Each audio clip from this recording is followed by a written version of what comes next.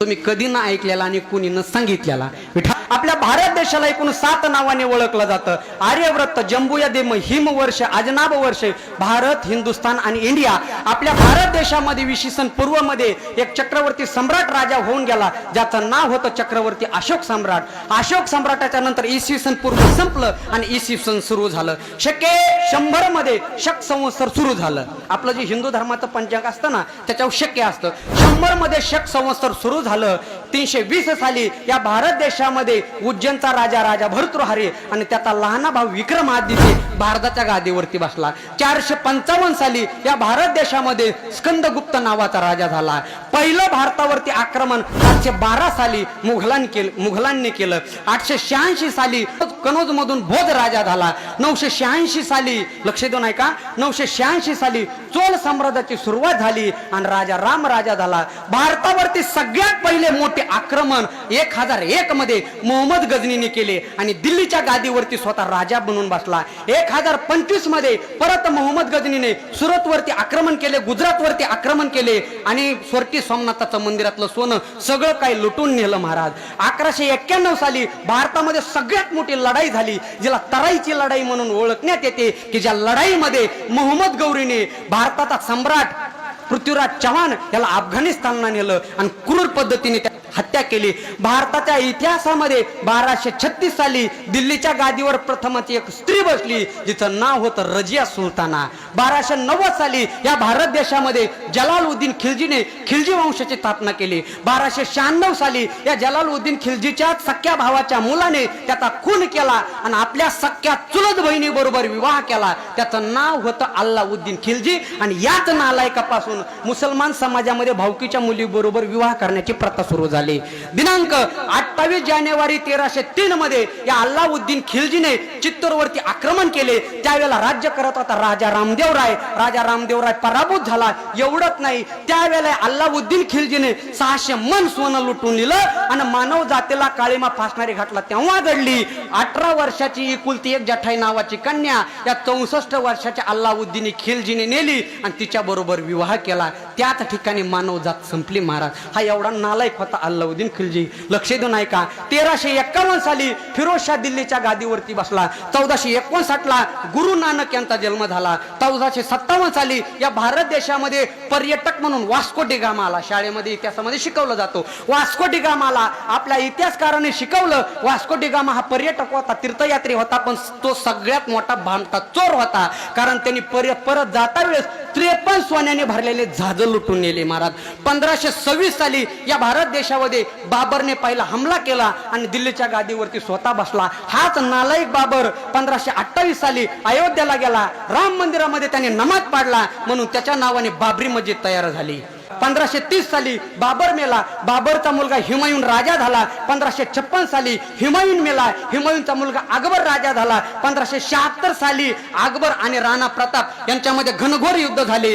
दुर्दैवाने त्यावेळेला राणा प्रतापचा पराभव झाला। तरी सुद्धा हिंदू धर्माचं रक्षण व्हावं म्हणून राणा वनामध्ये पालापाचोळा खाऊन एक सैन्य गोळा करू लागला आणि 15व्या शतकाच्या शेवटी महाराष्ट्रामध्ये काहीतरी चांगलं घडलं। आता लक्ष देऊन ऐका, 15व्या शतकाच्या शेवटी दिनांक 12 जानेवारी 1598 साली याच भारत देशामध्ये महाराष्ट्र भूमीमध्ये लखोजी जाधव यांच्या पोटी एक कन्या रत्न जन्माला आलं, ज्यांचं नाव होतं जिजाऊ आईसाहेब। 1599 साली ईस्ट इंडिया कंपनीची स्थापना झाली। 1527 साली जहागीर मेला, जहागीरचा मुलगा शहाजा राजा झाला, ज्याने आग्र्याचं तेजो महालय भगवान शंकराचं मंदिर फोडलं।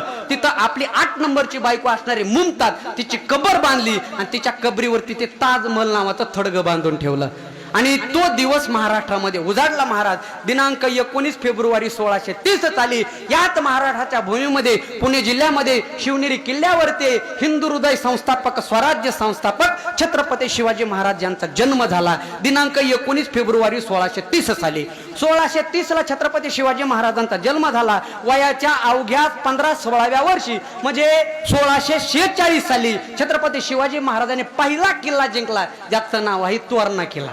1659 ला अफजल खानाचा कोथळा बाहेर काढला, 1663 ला शाहिस्ते खानाची बोट कापली, 1670 ला तानाजी मालुसरे गेले, 1673 ला प्रतापराव गुजर पाटील गेले आणि महाराष्ट्राच्या इतिहासामध्ये सोन्याचा दिवस उजाडला. दिनांक 6 जून 1674 साली महाराष्ट्र भूमीमध्ये 32 मन सोन्याचं सिंहासन निर्माण झालं आणि त्या सिंहासनावरती छत्रपती शिवाजी महाराज बसले. महाराष्ट्राला नवीन नाव दिलं स्वराज्य.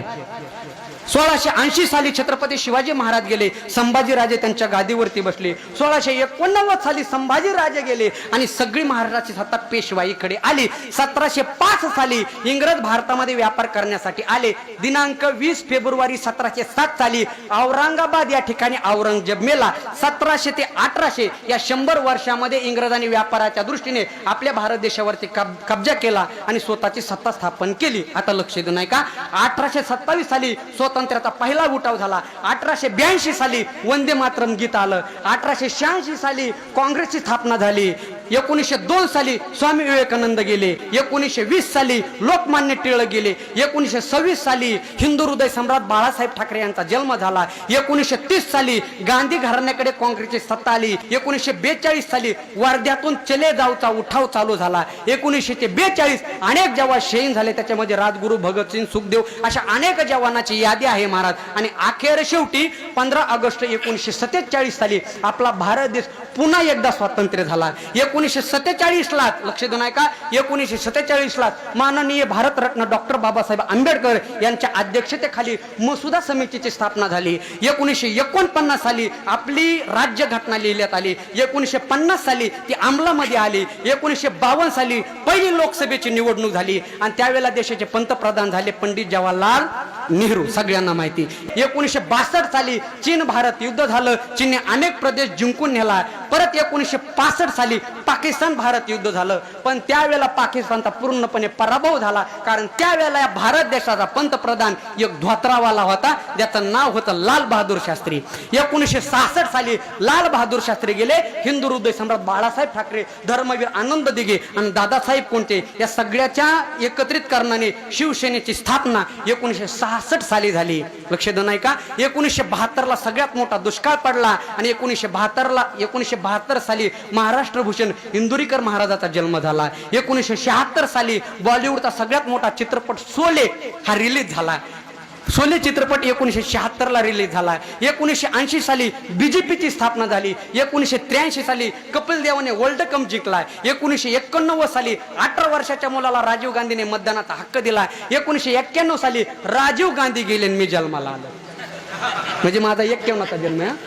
1991 साली राजीव गांधी गेले मी जन्माला आलो. 1992 साली आता लक्ष देऊ नये का, 1992 साली बाबरने 1528 मध्ये जी मस्जिद बांधली होती अयोध्येला, ती 1992 साली फोडण्यात आली. 1993 साली किलारीला भूकंप झाला. 1993 साली दिल्लीला बॉम्बस्फोट झाला. 1999 ला शरदचंद्र पवार यांनी राष्ट्रवादी स्थापना केली. 2001 ला धर्मवीर आनंद दिघे यांचं निधन झालं आणि बॉलिवूडचा दुसरा सुपरहिट चित्रपट रिलीज झाला, ज्याचं नाव गदर एक लव्ह स्टोरी. 4 साली लक्ष्मणकांत बेर्डे गेले. 6 साली या भारत देशाला एक महिला राष्ट्रपती भेटली, तिचं नाव काय, प्रतिभाताई पाटील. आणि 2007 साली या महाराष्ट्र भूमीमध्ये राज ठाकरे यांच्या नेतृत्वाखाली मनसेची स्थापना झाली. 2012 साली या देशातले 2 नेते गेले महाराज. नंबर 1 हिंदू हृदय सम्राट बाळासाहेब ठाकरे आणि नंबर 2 विलासराव देशमुख. 2014 साली परत इलेक्शन झालं आणि या देशाचे पंतप्रधान, ज्यांचा जन्म 1950 साली झाला होता, ते नरेंद्र मोदी, ते 2014 साली महाराज या देशाचे पंतप्रधान झाले. आणि त्याच वेळेला माननीय केंद्रीय ग्रामविकास मंत्री गोपीनाथराव मुंडे साहेब यांचं निधन झालं. 16 साली नोटबंदी झाली. 19 साली परत इलेक्शन आलं आणि परत देशाचे पंतप्रधान नरेंद्र मोदी झाले. 2020 ला लॉकडाऊन आलं, करोना आला. 2021 ला परत दुसरी लाट आली, परत करोना आला आणि आता चालू आहे ते 2022.